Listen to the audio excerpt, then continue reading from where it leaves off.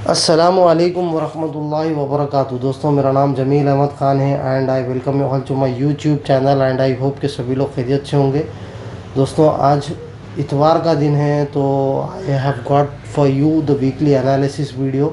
इस वीडियो में हम लोग जानने वाले हैं अगले हफ्ते क्या हो सकता है और हम अपने ट्रेड्स को कैसा प्लान करेंगे अगले हफ्ते।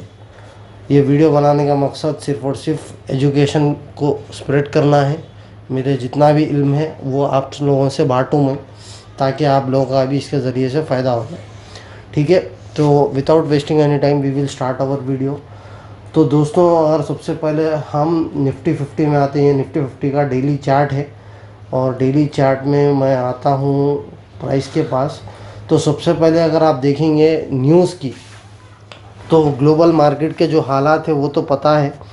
इसराइल ईरान की वार की वजह से इन्फ्लेशन पीक पर है और जो है अभी भी इसराइल ईरान का वार, इसराइल, लेबनान, ईरान, ये जितने भी ममालिक हैं अभी भी जंग की सिचुएशन वहाँ से हटी नहीं है। और इसराइल ने जो है एक बात अच्छी कही है कि जो है वो न्यूक्लियर प्लांट्स और क्रूड ऑयल के जितने भी रिफाइनरीज है, प्लांट्स है, वहाँ पर वो उसको डिस्ट्रॉय नहीं करता बोल के बोला। लेकिन बोल नहीं सकते, कभी भी कुछ भी कर सकता वो। तो अभी भी वॉर की जैसी सिचुएशन इसराइल ईरान में है, जिसकी वजह से इन्फ्लेशन बढ़ रहा। इन्फ्लेशन यानी कि महंगाई बढ़ रही। क्रूड ऑयल के प्राइसेस ऑलरेडी बढ़ गए और आपको देखने को मिल रहा है कि जो है जितने भी प्रोडक्ट्स वगैरह हैं जिसकी सप्लाई हो रही है वो भी बढ़ रहे हैं। ठीक है, और जो है पहली बात। दूसरी चीज़ ये है, वो दूसरी चीज़ ध्यान में रखने की ये है कि जो है कॉरपोरेट अर्निंग्स, जितने भी क्वार्टरली अर्निंग्स आ रहे हैं वो उसका डेटा जो है उतना सेटिस्फैक्ट्री नहीं आ रहा। All the companies are making losses in this quarter और इसकी वजह से जो है मार्केट हमारी गिर रही है। तीसरा जो है, अब अगले महीने में इलेक्शंस आने वाले हैं। महाराष्ट्र के इलेक्शंस आने वाले हैं, झारखंड के इलेक्शंस आने वाले हैं और सबसे बड़ी बात तो यूएस के इलेक्शंस आने वाले हैं। तो यूएस के जो इलेक्शंस है वो जो है बहुत बड़ा रोल प्ले कर सकते हैं हमारी मार्केट को गिराने में या उठाने में। तो ये चीज़ है। और तीसरी चीज़ ये है कि अभी हाल ही में आरबीआई गवर्नर की तरफ से बयान आया कि जो है वो रेट कट नहीं करेगा। जो हम लोग एक्सपेक्ट कर रहे थे कि मतलब जितने भी जो माहिरीन है स्टॉक मार्केट के, वो एक्सपेक्ट कर रहे थे कि एटलीस्ट 0.25 पॉइंट जो है रेट कट यहाँ पर देखने को मिल सकता है। और एफओएमसी से भी वही जो फेडरल ऑपरेटिंग मार्केट कमेटी है वहाँ से भी यही एक्सपेक्टेशन आ रहा था।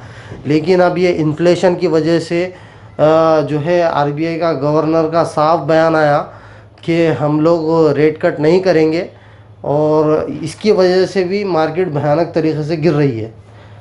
तो ये सारी चीज़ें हैं।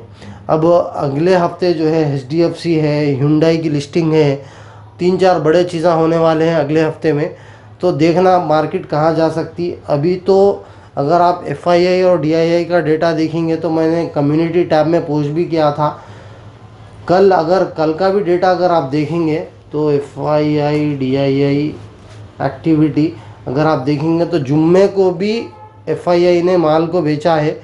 और मैंने पढ़ा हूँ कि जुम्मे को भी अगर आप देखेंगे 5,400 करोड़ का माल जो है एफआईआई ने मंडे को भी ये फ्राइडे को, लास्ट फ्राइडे को भी बेचा है। और ओवरऑल पूरे अक्टूबर में एक भी दिन ऐसा नहीं गया जहाँ पर एफआईआई ने माल को ख़रीदा। और 80,000 करोड़ खाली अक्टूबर के महीने में एफआईआई ने माल को बेचा है, स्टॉक्स को बेचा है। और बता रहे हैं ये बड़े बड़े स्टॉक मार्केट के एक्सपर्ट्स ये बोल रहे हैं कि जो है ये कोविड के बाद, जो कोविड आया था ना 4 साल पहले, उसके बाद जो है कोविड में भी जो है एफआईआई ने तकरीबन 65,000 करोड़ का माल बेचा था। उसके बाद ये महीने में, अक्टूबर के महीने में एफआईआई सबसे ज़्यादा माल, अभी तक इतना सारा माल अभी तक कभी भी नहीं बेचे जो कि ये महीने में वो लोग बेच के निकले हैं। तो इससे फिर भी हमारा मार्केट जो है रिएक्ट उतना नहीं करना जितना करना चाहिए। और जितना DIIs हमको आके बचा रहे उतना जो है अगर दूसरा ये अगर दूसरे कंट्री में होता था, ये अगर दूसरे कंट्री में FIIs अपना माल डाइवर्स करते थे तो आज तक जो है वो कंट्री की मार्केट जो है 20, 25, 30% गिर जाती थी। लेकिन हमारी मार्केट जो है अभी तक अगर आप स्केल से मापेंगे तो सिर्फ और सिर्फ if you measure it from the top to bottom it has dropped only 6%। ठीक है, इसका मतलब ये है कि हमारी मार्केट में कितना स्ट्रेंथ है। अल्हम्दुलिल्लाह हमारी मार्केट में और हमारे रिटेल के इन्वेस्टरों में, मैं और आप जो इन्वेस्ट करते हैं और DIIs में इतना सारा पैसा है कि बड़े बड़े फॉरेन इन्वेस्टर्स को भी हम मुक्की दे रहे। ठीक है रे भाई, तुम ना जो है बेच के निकलते ना, हम ना हमारी मार्केट को बचाते बोल के ये बात यहाँ पर पैदा हो रही है। तो इंडिया की मार्केट में बहुत स्ट्रेंथ है दोस्तों। और अभी बता रहे थे कि सिर्फ और सिर्फ 4 या 5% इंडिया की जो मार्केट है उसमें से 4 या 5% इन्वेस्ट कर रहे, बाकी 95% वैसी है। अगर ये 95% में से 20 या 30% भी मार्केट में उतर गए तो आप सोच भी नहीं सकते मार्केट जो है कहाँ भाग सकता। अगले 10, 15, 20 सालों में ये 25,000 का फिगर आपको 1 लाख तक जाते हुए दिख सकता है। तो इतना बहुत स्ट्रेंथ है हमारी मार्केट में, बोलना चाह रहा हूँ। खैर बहरहाल अपन एनालिसिस पे आते हैं। तो ये सारी चीज़ें हैं। तो अब सवाल ये पैदा होता है कि अपने को अगला जो हफ्ता है वो कैसे प्लान करना है। तो अब इसके लिए हम टेक्निकल एनालिसिस को करेंगे। टेक्निकल एनालिसिस अगर अपन करेंगे तो सबसे पहले ये मेरे निफ्टी 50 का डेली चार्ट है। निफ्टी 50 में एक ट्रेंड लाइन ड्रॉ करता हूँ सबसे पहले मैं, ताकि आपको क्लियर हो जाए। एक ये वाला ट्रेंड लाइन है और नीचे से एक सपोर्ट ड्रॉ करो। ये एक ट्रेंड लाइन है। ट्रेंड लाइन अगर आपको नहीं मालूम तो मेरी टेक्निकल एनालिसिस की वीडियो देखो, आपको पता चल जाएगा। मैं आई बटन में भी डाल दूंगा इंशाल्लाह ताला। तो ये ट्रेंड लाइन में अगर आप देखेंगे निफ्टी 50 जब भी जो है ये रेजिस्टेंस की तरह एक्ट कर रहा था, इसीलिए मैं इसको जो है रेड से डिनोट करता हूँ ताकि आपको क्लियर हो।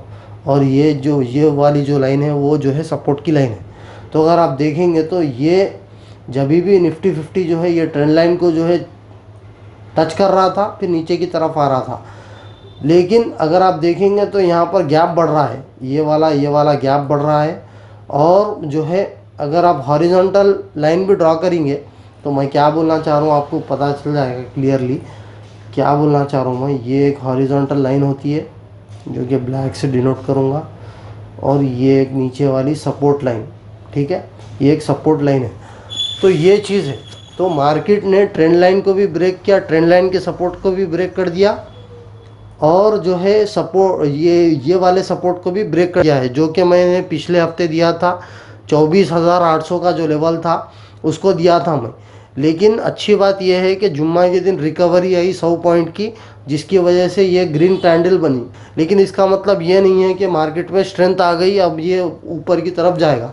जब तक हम ये बोल नहीं सकते, जब तक जो है 25,200 का मार्क जब भी ब्रेक नहीं होता, जब तक जो है मार्केट में स्ट्रेंथ है बोल के बोल नहीं सकते अपन। ये कल के दिन नीचे भी जा सकता। अगर नीचे गया तो अगला सपोर्ट हमको जो दिख रहा है वो है ये वाला सपोर्ट। इसको मैं ड्रॉ करूं, जो है 24,000, ये वाला सपोर्ट दिख रहा है, ये वाला 24,250 का सपोर्ट एक दिख रहा है, उसके बाद 24,000 का सपोर्ट दिख रहा है। 2 सपोर्ट हमारे दिख रहे हैं बड़े बड़े। ठीक है, अगर ये लेवल को अगर मार्केट सस्टेन नहीं करा तो मे बी 24,500 को भी ब्रेक कर दिया तो 24,200 और 24,000 तक भी मार्केट जाता हुआ हमको दिख सकता है। और अगर आप आउटकम निकालेंगे अब की हालात का तो मार्केट में अभी भी स्ट्रेंथ नहीं आई है। आपको बहुत बहुत मोहतात रहना है। ठीक है, क्योंकि जब तक FIIs नहीं आते, जो है FIIs नहीं आते तो मार्केट में स्ट्रेंथ ये ऊपर की तरफ जाना बोल तो ये 25,200 का जो लेवल है ये वाला वो ब्रेक करना मार्केट को बहुत ज़रूरी है। जब तक हमको मोहतात रहना है। अगर आप ट्रेड भी ले रहे हो तो आपको आपका टारगेट होना चाहिए बहुत छोटा, 0.5% या 1% का टारगेट होना चाहिए।